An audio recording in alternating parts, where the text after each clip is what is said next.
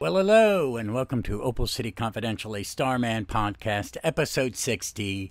And we're going to be talking Starman, Disco Starman, or Blue Starman, or Starman 76, as they kind of call him in this. And we're going to be covering his appearance in this year's DC Pride. It is DC Pride 2024, and it was published on May 28th, 2024. We're only going to be covering the Starman story, which is the first story, which I like. But there's some good stuff in it. And it's by Al Ewing, who, you guys, I've talked about. I love Al Ewing's work, and I love it. And it's by Al Ewing, artist Stephen Bryne, letterer Adithita Boykar. I'm probably butchering that name. And it is titled Hello, Space Boy. And it's somewhere in the Nevada desert at a diner where Starman is being interviewed by a former lover or journalist or a boyfriend. So let me jump back into this. I was going to go to the interweb to see if there's any more information. There wasn't. So we're just going to kind of go through the story. It's a neat little story. Starman is being interviewed by Rutger, who is a nice gentleman in a leather jacket with some spikes and a pink mohawk, and he's interviewing Starman, Mikal Tomas, about his last album and when's the next one coming. And as he says, if it's a music site we're on, silence. The album's done when it's done, because he was not sure what Rutger's working for. And they're having a conversation just about his life. And, he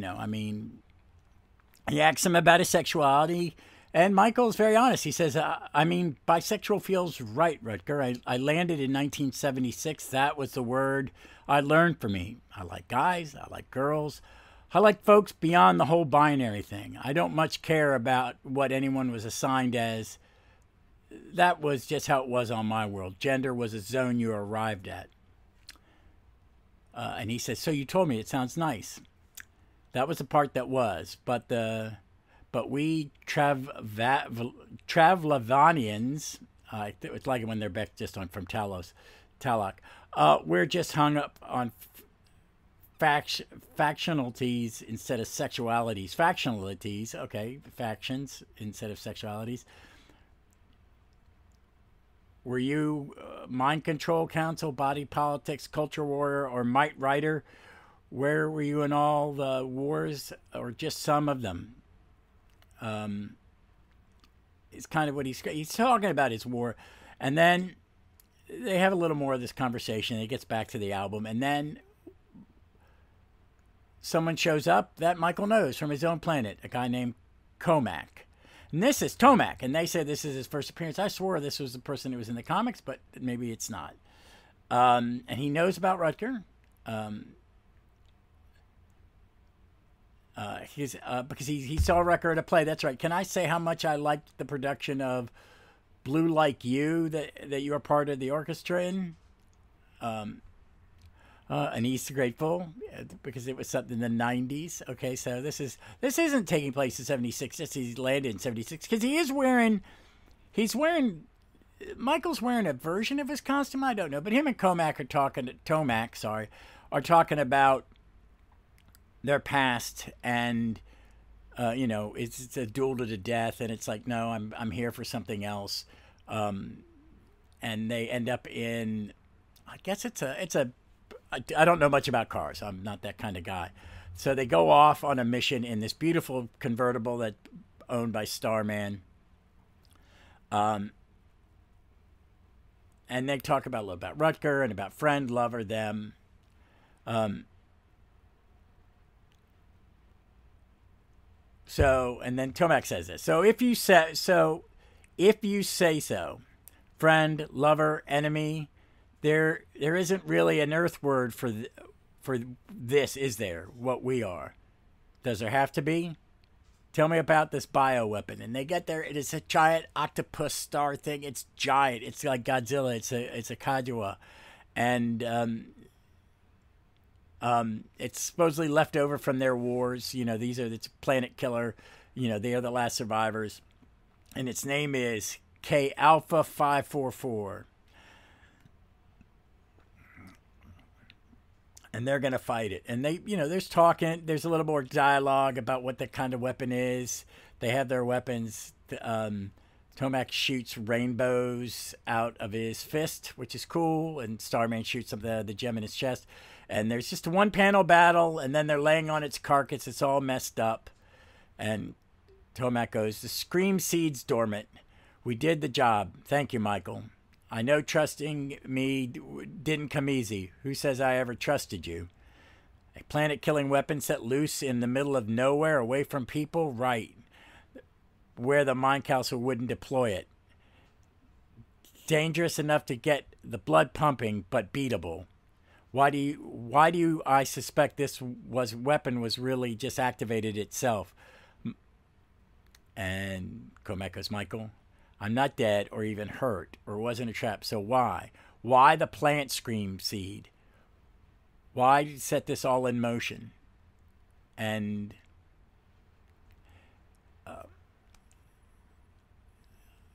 as Tomak says, it's awkward. He says, "We fought many times, Mikal.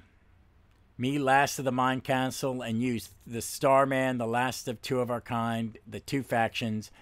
And it's been good. It's a rush, the passion. It's always good. I started wondering, what would it feel like fighting the enemy, risking it all? What would it feel like if that wasn't against you, but alongside you? Would it be good or better?" And then he drops this. He looks over his sunglasses. Starman goes, "So how was it for you?" And the next thing we see is they are in bed cuddling, and Starman is saying, "Disco." I really like this. It was a neat little love story. It has a message. It is a pride comic, which I with lots of different queer characters from DC Universe. I've always liked that James Robinson made Michael gay, because he's an alien. He wouldn't be hung up on our crap. I like that. I really like this. It had a very nice disco feel. Tomak was a bit leather bear, which is fine, but it is a cliche. But, it worked in this story because he was the tough guy. He was the bad guy, the butch kind of villain. But I really liked it. I want to say it's Al Ewing, so I always like Al Ewing. I only give you a little bit of the dialogue. It is worth the read. The art by Stephen Byrne is absolutely stunning. I love it. It is this new generation of artists who draw a little more manga-y, which I like. But, it's not something I used to. There's also an Aqualad story. Jackson Hyde Aqualad and Lagoon Boys in there. And it's him and the New Gods teaming up for a fight. And I think this is where he meets his boyfriend. I'm not sure. Then there is a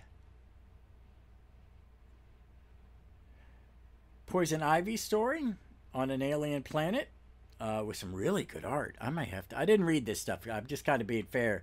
Written by Gretchen Feckler Martin, an artist Claire Rowe. Claire Rowe, draw. I've got to look you up because this stuff's freaking amazing. It's, oh my God. This stuff's amazing, folks. I'm going to read this a little bit. I mean, absolutely amazing. Oh, there's a portrait here, Yellow by Ego Rodriguez. And it's got Catman in it. Steelwork Towers, we see Natasha. The Oblivion Bar. John Constantine's there. I like Natasha Steele. And it's a story about her and some young lady. I don't know. Green. Oh, it's the colors of the rainbow. Oh, let me go back. This is kind of cool. There's some great. I'll share these after I post this. There's a pinup for each color of the rainbow, isn't there? Let me see. What was the first one? I'm going all the way back, folks, so just bear with me. Oh, red. Okay. Is there one before Starman? Or is that after? Yeah, I guess it's after. Or it's pink, because then it's a lot of purple. So it starts with red, which is a picture of Robin. The art's by Robin Higglebottom, it looks like, I don't know who that is with Robin. It's a woman character, maybe Red Canary? I don't think so. After that is Orange, which has... I don't know this character. That's pretty good, though. I don't know who that is. Then we get, after Orange, we get Yellow, which it has... It's Naomi. I think it's Naomi and Catman, which is cool. After that is Green. It is the Pied Piper and Connor Hawk, the other Green Arrow, who is he gay? Yes, I guess he is. We then have another story, the Bros down in A-Town. Who is this? This is the Ray. I don't know this one. This is very... I don't know who this is. But the art's okay. It's not. I don't think it's not geared toward me. And I don't know who these characters are, so let me take a look. I mean, the art's okay. It's just not a style that jumps out at me. Oh, it's John Kent, Superman, his boyfriend Jay Nakamura, and Miguel Bunker. Okay, I don't know him. Bunker. And it is the Ray, newbie in the friend group. Okay, so that's cool. It's a bunch of young queer characters in alien worlds and having a good time. Okay, the next image is blue, and it is... I don't know who that character, the woman is. That might be the new Crimson Avenger, and Obsidian. That's cool. And then we have got a Dreamer story. Who is this artist? I like this. Is this someone I know? Well, it's the title. The credits aren't in the beginning, but it's a story of Dreamer. She finds a letter from her mom. Oh, wow. Freaks out. Oh, it's just nice art. I mean, I'm just summing through this, guys. Sorry, you're not even watching. But the art's pretty good. I like it. It's a writer is Nicole Maines. The artist is Jordan Gibson. It's very cool. I like that. I'm going to go back and read some more of this. Ooh, purple is Jericho, and it's the character. Oh, I do not know. Jadzia. She's from the woman that was writing Hawkman a while back. Ooh, and then we got Phantom Rodeo. Script by... This is some really good... I'm really digging this. I'm going to have to go look at this. This is Connor and the Weather Wizard, Jay Garrett Flash, at a dude ranch or a rodeo, battling monsters. Oh, this is nice art. Nice art. I should have read this. There's some good stuff in here. And I've just been kind of going through it while you listen to me. That's kind of rude. But I really like, there's some really good stuff in here. It's worth reading. We got The Strange Case of Harleen and Harley, Melissa Marr and Jean Saint-Onge. That's some nice art. There's some nice new art in here. I like this. And then there's and then there's a piece called Spaces, written by Phil Jimenez with art by Giulio Macconi, which is really beautiful stuff. Beautiful, beautiful stuff. Oh, it's about Phil. Oh, this is very nice. I like this a great deal. This is some great stuff, folks. It's Pride 2024. It was good. But let's get back to Starman, because I've been jabbering on for about 6 minutes about stuff I hadn't read, because I was only going to read the Starman. I liked the Starman story. It was good. The art's very good. Stephen Byrne's art. I liked it a lot. I would like to see more of Mikal. This was very geared toward it was a story about representation. I mean, they're all art. It's kind of highlight that representation is good, and to give queer artists and queer characters some time on the stage, which they deserve. So I liked it, and I liked it. I think it's a good portrayal of Mikal, and I just enjoyed it. It's nothing fancy. So check it out. It's on the app. It's on Ultra. I do like the DC app for the most part. There are some quirky things about finding stuff, but other than that, I like it. But I just want to do a little Starman episode, and I'm kind of paused on Will Payton because I want to take a little breather. Me and Dave hopefully will find time and work won't interrupt it. We will do the Shade episode. Trying to get a guest on Will Payton. Fingers crossed. It's a good guest, and let's hope I can get them. And more Jack next week because we get the second part of Infernal Devices, which I'm very excited about. All right, folks, as always, be safe, be smart. Please be kind to one another. It's a scary, scary, scary, scary world out there. And read some comics. Read the Pride 2024 comic from DC. You'll enjoy it.